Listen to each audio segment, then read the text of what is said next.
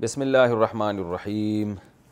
سورہ نساء کا رکوع نمبر 22 اور چھٹے پارے کا رکوع نمبر 2 چل رہا تھا۔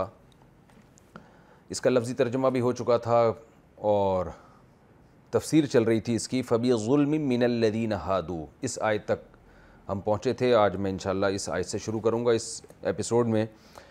اعوذ باللہ من الشیطان الرجیم، بسم اللہ الرحمن الرحیم۔ فَبِظُلْمٍ مِّنَ الَّذِينَ هَادُوا حَرَّمْنَا عَلَيْهِمْ طَيِّبَاتٍ أُحِلَّتْ لَهُمْ، پس یہودیوں کے ظلم کی وجہ سے، جو ظلم یہودیوں نے کیا جس کا پچھلی آیتوں میں تذکرہ گزر چکا ہے، فرمایا اللہ تعالیٰ نے حرمنا علیہم طیبات احلت لہم، بہت سی پاکیزہ چیزیں جو ان کے لیے حلال کی گئی تھیں وہ ہم نے ان پر حرام کر دیں۔ وَبِصَدِّهِمْ عَنْ سَبِيلِ اللَّهِ كَثِيرًا، اور ان کے اللہ کے راستے سے بہت زیادہ روکنے کی وجہ سے بھی، یعنی ان پر یہ اللہ کے راستے سے بہت زیادہ لوگوں کو روکا کرتے تھے، اور جو کچھ حضرت موسیٰ علیہ السلام کو انہوں نے تنگ کیا، ان کے بعد جو پیغمبر آئے ان کے ساتھ کیا ناانصافیاں کی، تو اس وجہ سے ہم نے دنیا میں بھی ان کو کچھ سزائیں دیں اور بہت سی پاکیزہ چیزیں ہم نے ان پر حرام کر دیں۔ وَأَخْذِهِمُ الرِّبَا، اور ایک اور جرم بھی یہ کیا کرتے تھے کہ یہ سود لیا کرتے تھے۔ وَقَدْ نُهُوا عَنْهُ، حالانکہ ان کو روکا گیا تھا سود سے، سود کھانے سے ان کو روکا گیا تھا۔ وَأَكْلِهِمْ أَمْوَالَ النَّاسِ بِالْبَاطِلِ، اور لوگوں کا مال کھاتے تھے ناحق طریقے سے، رشوت کے ذریعے مال کھانا، وراثت کا مال کھا جانا، اور تجارت میں دھوکہ دے کے مال لے لینا، یہ تمام چیزیں، اور اسی طرح دین میں تحریف کر کے، جو یہودیوں کے مذہبی رہنما تھے وہ لوگوں کو خوش کرنے کے لیے، ان سے ہدیے نذرانے لینے کے لیے وہ دین میں تحریف کیا کرتے تھے، لوگوں کو لوگوں کی مرضی کے مسائل بتایا کرتے تھے، جیسے کہ قرآن میں سورہ توبہ میں آئے گا انشاءاللہ، سورہ انفال میں یا سورہ توبہ میں کہ یا ایھا الذین آمنوا ان کثیرا من الاحبار والرہبان لیأکلون اموال الناس بالباطل، بہت سے عیسائیوں کے راہب اور بہت سے یہودیوں کے احبار، یہودیوں کے عالم کو حبر کہا جاتا تھا، اس کی جمع احبار، اور عیسائیوں کے جو مذہبی رہنما ہوتے تھے ان کو راہب، تو ان میں بہت سے لوگ ایسے ہیں جو لوگوں کا مال ناحق طریقے سے کھاتے ہیں، تو یہ ساری چیزیں اس میں داخل ہیں۔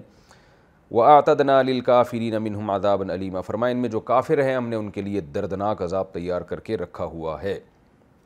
تو اس آیت سے بھی یہ ہمیں پتہ چلا کہ بعض دفعہ دنیا میں بھی اللہ کی طرف سے آزمائشیں آتی ہیں گناہوں کی وجہ سے، اور اللہ نے یہاں اس لیے بھی تذکرہ کیا کہ ہم نے بہت سی پاکیزہ چیزیں ان پر حرام کر دی تھیں۔ اس کا ذکر سورہ انعام میں انشاءاللہ تفصیل سے آئے گا۔ وَعَلَى الَّذِينَ هَادُوا حَرَّمْنَا كُلَّ ذِي ظُفُرٍ وَمِنَ الْبَقَرِ وَالْغَنَمِ حَرَّمْنَا عَلَيْهِمْ شُحُومَهُمَا إِلَّا مَا حَمَلَتْ ظُهُورُهُمَا أَوِ الْحَوَايَا أَوْ مَا اخْتَلَطَ بِعَظْمٍ، ان میں جو سر فہرست جو پاکیزہ چیز حرام کی گئی تھی وہ چربی تھی، کہ جو بھی چربی، یعنی اونٹ کی چربی اور گائے کی چربی، ان کے اوپر اللہ تعالیٰ نے حرام کر دی تھی، اسے کھانے کی ان کو اجازت نہیں تھی۔ ہاں کچھ مستثنی تھی، ما حملت ظہورہما او الحوایا او مختلط بعظم، جو ہڈی کے ساتھ ملی ہوئی چربی ہوتی ہے، یعنی جس سے بچنا ممکن نہیں ہوتا، وہ مستثنی تھی، باقی چربی الگ سے ان کے لیے اس کو استعمال کرنا اور کھانے پکانے میں اس کو چربی کو ڈالنا یہ ان پر حرام کر دیا گیا تھا۔ تو یہودی یہ بھی کہا کرتے تھے نبی صلی اللہ علیہ وسلم سے کہ یہ تو چربی بھی کھاتے ہیں اونٹ کی، حالانکہ چربی تو حرام ہے۔ تو قرآن اس میں اس کا بھی جواب دے رہا ہے کہ کل طعام کان حلا لبنی اسرائیل الا ما حرم اسرائیل علی نفسہ من قبل ان تنزل التوراۃ، یہ تمام چیزیں یہودیوں پر حلال تھیں، اور اللہ نے بعض گناہوں کی وجہ سے ان پر کچھ حلال چیزوں کو حرام کیا ہے، تو وہ قیامت تک کے لیے حکم نہیں ہے، وہ ان کے گناہوں کی سزا ہے، اور وہ پاکیزہ ہیں۔ دیکھیں جب اللہ کسی چیز کو حرام کرتا ہے نا، تو اگر خبیث چیز کو حرام کیا ہے تو یہ نعمت ہے، جیسے قرآن میں آتا ہے وَلَقَدْ كَرَّمْنَا بَنِي آدم، سورہ بنی اسرائیل میں ہے وَلَقَدْ كَرَّمْنَا بَنِي آدم، ہم نے بنی آدم کو بہت عزت دی ہے، وَحَمَلْنَاهُمْ فِي الْبَرِّ وَالْبَحْرِ، ہم نے ان کو سمندروں میں بھی سوار کیا اور خشکی میں بھی، اور وَلَقَدْ كَرَّمْنَا بَنِي آدم وَحَمَلْنَاهُمْ فِي الْبَرِّ وَالْبَحْرِ وَرَزَقْنَاهُمْ مِنَ الطَّيِّبَاتِ، اور ہم نے پاکیزہ چیزیں ان کو رزق کے طور پہ دی ہیں۔ تو پاکیزہ چیزوں کا حلال ہونا اللہ کی نعمت، اور گندی چیزوں کا حرام ہونا بھی اللہ کی نعمت ہے۔ لیکن پاکیزہ چیزیں اگر اللہ آپ پہ حرام کر دے تو یہ نعمت نہیں ہے، پھر یہ ایک آزمائش ہے، ایک فتنہ ہے۔ تو یہودیوں پہ پاکیزہ چیزیں، اس سے یہ بھی پتہ چلتا ہے کہ چربی بھی ایک پاکیزہ چیز ہے اور ایک صحت کے لیے مفید چیز ہے۔ جس طرح سے آج لوگ گھی کے ڈبے استعمال کر رہے ہیں نا، اور اللہ کی پیدا کردہ چیزوں کو چھوڑ کر، تو یہ بھی ایک لمحہ فکریہ ہے۔ اور یہ جو اللہ نے فرمایا کہ اخذہم الربا وقد نہوا عنہ، یہ سود کھایا کرتے تھے حالانکہ ان کو روکا گیا تھا۔ دیکھیں پیچھے جتنے گناہ یہودیوں کے ذکر کیے گئے ہیں کہ وہ پیغمبروں کو قتل کیا کرتے تھے، اس میں کہیں یہ نہیں ہے کہ حالانکہ ان کو روکا گیا تھا۔ وہ یہ کہنے لگے تھے کہ ہم اللہ کو براہ راست دیکھنا چاہتے ہیں، حالانکہ ان کو روکا گیا تھا۔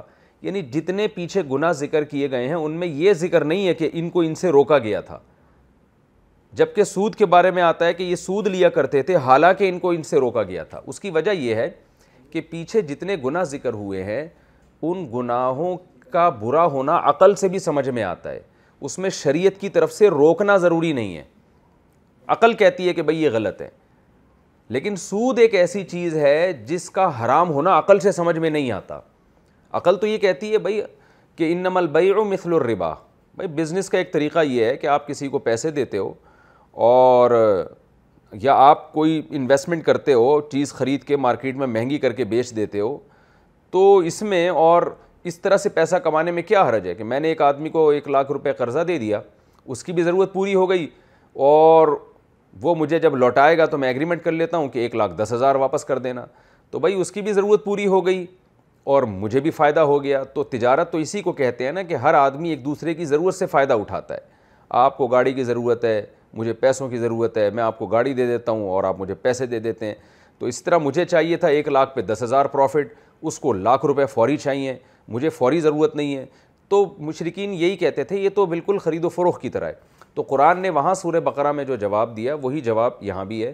قرآن نے کہا احل اللہ البیع وحرم الربا، خرید و فروخت کو اللہ نے حلال کیا ہے اور سودی لین دین کو حرام کیا ہے۔ تو جب اللہ حرام کر دے تو اب یہ بحث ختم ہو جاتی ہے کہ اس کا حرام ہونا عقل سے سمجھ میں آ رہا ہے کہ نہیں آ رہا۔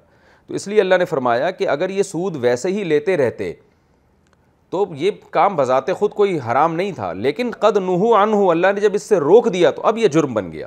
تو اس لیے سود کے ساتھ اللہ نے قد نہوا عنہ کا اضافہ فرمایا کہ ان کو روکا جا چکا تھا اس عمل سے یہودیوں کو کہ سودی لین دین تم نے نہیں کرنا، اور یہ لوگوں کا مال باطل طریقے سے کھاتے تھے۔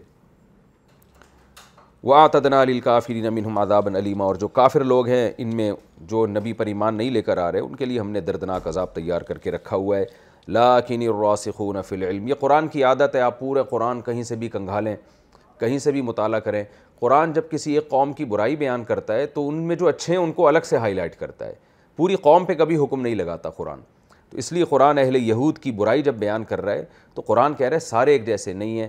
لَٰكِنِ الرَّاسِخُونَ فِي الْعِلْمِ، ہاں ان میں جو علم مضبوط ہیں، رسوخ حاصل ہے ان کو، منہم ان میں سے جو ہیں، والمؤمنون اور جو ان میں ایمان لانے والے ہیں۔ ایمان کا مطلب جو یہ چاہتے ہیں کہ ہمیں صحیح بات ملے اور ہم اس پر یقین کر لیں، جو ایمان کی طلب رکھنے والے لوگ ہیں۔ کبھی کبھار فعل بول کر طلب فعل مراد ہوتا ہے، یعنی آپ کوئی کام بولتے ہیں تو مراد اس سے وہ کام کے طلبگار ہوتے ہیں، جیسے ھدی للمتقین، یہ قرآن ہدایت ہے پرہیزگاروں کے لیے۔ کیا مطلب؟ ان لوگوں کے لیے جو پرہیزگار بننا چاہتے ہیں۔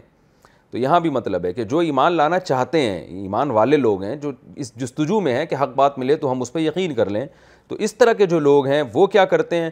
یؤمنون بما انزل الیک، وہ ایمان لاتے ہیں نبی اس کتاب پر جو آپ پر نازل کی گئی، وما انزل من قبلک، اس سے پہلی کتابوں پر بھی، والمقیمین الصلاۃ، اور یہ نماز کو قائم کرتے ہیں، صرف زبانی ایمان نہیں ہوتا، پریکٹیکل کر کے بھی دکھاتے ہیں، والمؤتون الزکاۃ، اور زکوٰۃ ادا کرتے ہیں، والمؤمنون باللہ والیوم الآخر، اور اللہ اور آخرت پر ایمان رکھتے ہیں، یعنی حقیقی ایمان۔ دعوے تو یہودیوں کے بھی تھے ہم اللہ اور آخرت پر ایمان رکھتے ہیں، لیکن ظاہر ہے وہ اس دعوے میں جھوٹے تھے کہ جب اللہ پر ایمان ہے تو اللہ کی تمام باتوں پر، تمام کتابوں پر ایمان ہونا چاہیے۔ اللہ نے فرمایا اولئک سنؤتیہم اجرا عظیما، یہ وہ لوگ ہیں جن کو ہم عن قریب بہت بڑا اجر عطا فرمائیں گے۔ یہ تو اس رکوع کا جی لفظی ترجمہ ہو گیا اور اس کی تفسیر بھی مکمل ہو گئی۔ اب میں انشاءاللہ اس میں جو علمی نکات ملتے ہیں مختصراً آپ کے سامنے بیان کروں گا۔ یسألک اہل الکتاب، رکوع نمبر 22 اور 2۔ اہل کتاب آپ سے پوچھتے ہیں کہ آپ آسمان سے کتاب نازل کر کے دکھائیں۔ دیکھیں اس میں ہمیں کیا پتہ چلتا ہے کہ اللہ کے لیے مشکل نہیں تھا، اللہ آسمان سے کتاب نازل کر دیتے۔ تو یعنی ہمیں بھی سوال ہوتا ہے نا کہ اللہ اتنا پورا تو نے رکوع نازل کر دیا، اتنی لمبی اس بیہودہ سوال کے جواب میں صورت نازل کر دی، تو کتاب ہی سامنے نازل کر کے دکھا دیتا۔